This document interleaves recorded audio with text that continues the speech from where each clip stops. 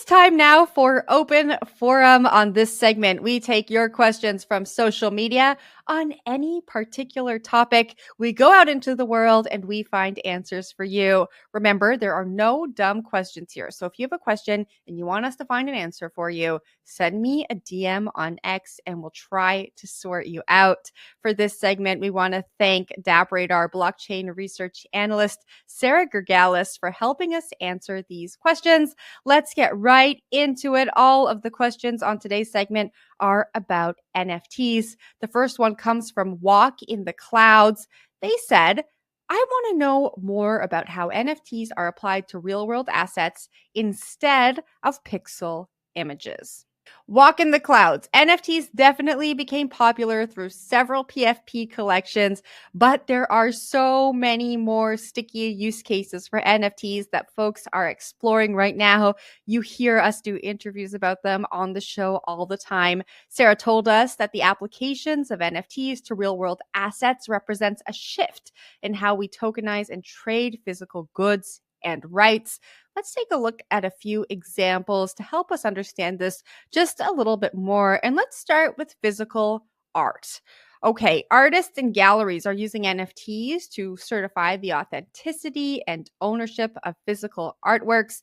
In these use cases, NFTs are linked to the piece and can provide details about the artwork's origin, previous owners, and verify its authenticity. The same principle can be applied to any luxury item or collectible. The next use case we're going to look at here is property titles and transactions. Yes, you heard me right. Even your house can be tokenized, and that's your physical house in the real world, not your digital house in the metaverse, although that can also be tokenized. Sarah tells us that when real estate is tokenized, it can help simplify the process of buying, selling, and transferring property titles. The method even promises to reduce fraud and make property ownership more accessible. Now, you might be asking, how could it be more accessible? Well, if a home is tokenized, you can now own part of a home or a fractional share in a piece of real estate, making it more accessible to folks with different incomes. Music and media rights is the last use case we're going to take a look at here. Musicians and content creators can use NFTs to sell rights to their work, including songs, videos, or other media. Let's take Rihanna, for example. If she creates an NFT that represents ownership in one of her songs, every holder of that NFT could participate in the profits from that song over time. And now I told you that was the last example we were going to take a look at, but I couldn't leave this one out. Tokenized securities, even stocks, bonds, and other traditional financial instruments can be represented as NFTs, mixing the old world with the new. This is similar to real estate and could potentially open up new markets and make these types of assets more accessible to a broader range of investors. I hope that answered your question. Walk in the Clouds. Let's move now to our next question. Serpa Burt asks, can NFTs be freely transferred between different digital platforms without any restrictions or limitations? All right, NFTs can theoretically be transferred between different platforms, but the process is not always straightforward and can depend on a few things like compatibility between different blockchains, platform or marketplace policies, smart contract stipulations, and technical infrastructure to support the transfer. Sarah tells us that NFTs are typically created and bound to a specific blockchain. So that means a blockchain like Ethereum or Solana, if an NFT is created there, sometimes they can be bound to that ecosystem. For the NFT to be transferable, your NFT platform must support the same blockchain network. Now, some platforms might have their own policies or limitations that restrict the transfer of the NFT outside of that ecosystem. Some reasons for this could be that there's proprietary technology, licensing agreements, intellectual property, or a desire to maintain control over the assets traded within their platform.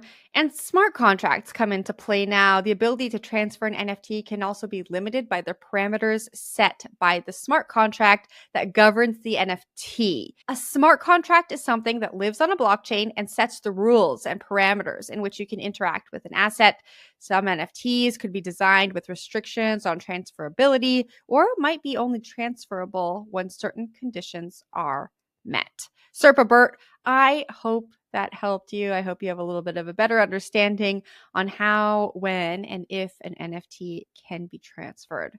Let's take a look at our next question. It's from Barron's Audrey. They asked, can someone explain how NFTs are created and what makes them unique and valuable compared to other digital assets? Okay, let's break this down. NFTs are created through a process called minting. This is where digital art or digital file is published on a blockchain. As you recall, a blockchain is the decentralized ledger that records all of the transactions of cryptocurrencies and other digital assets. Here's how the process works. First, you select the blockchain and ensure that it supports NFTs. Some examples include Ethereum, Tezos, or Flow. Next, you prepare your digital file. So you get your photo, your video, your file, maybe your digital art ready. Then you choose the NFT marketplace that you want to mint your NFT on. So an example of an NFT marketplace is OpenSea. Minting the NFT involves uploading the file, setting up the sales process. So this means deciding whether the sale is going to be at a fixed price or an auction. And then you define the smart contract parameters. So for example, if you want to receive a royalty every time the file is traded, you can stipulate that in your smart contract. During the minting process, a unique smart contract is generated, which makes the NFT distinguishable and provides information like ownership, royalties, and metadata. So, what sets these tokens apart from other digital assets? It's their non-fungibility. Fungibility is when something can be exchanged for something else that is exactly the same. So, for example, if I have a $5 bill and I trade it for your $5 bill, I still have $5. With NFTs, they are one of a kind or distinguishable, making them non-fungible. This non-fungible piece is then guaranteed by a blockchain, which provides proof of ownership. Blockchain entries certify the ownership and makes it verifiable. And blockchains also provide provenance, meaning that the history of the NFT is permanently recorded. The last part of this question, where does NFT value come from? Sarah tells us that unlocking traditional digital files that can be copied without loss of quality, NFTs ensure that there is one original version, enhancing collectible value. Value also comes from the fact that NFTs can confer ownership rights and other digital assets can't, including revenue from future sales. And the market for NFTs is driven by collectors' demand, uniqueness, and reputation, unlike other digital assets that might be more fungible. We received so many great questions about NFTs that we couldn't fit them on this show today. We just covered 3 of them. I think there's about 10, but don't worry. We're going to be incorporating them into future segments of Open Forum. So if your question wasn't answered today, it will be answered. Just hang in there and keep watching the show and we'll get those answers for you. Thank you to everyone who sent their questions in and keep them coming. Remember, there are no dumb questions here. We're here to help you understand this crazy digital world that we are living in one step at a time. Once again, thank you to DappRadar blockchain research analyst Sarah Gergalis for helping us with the answers to those questions.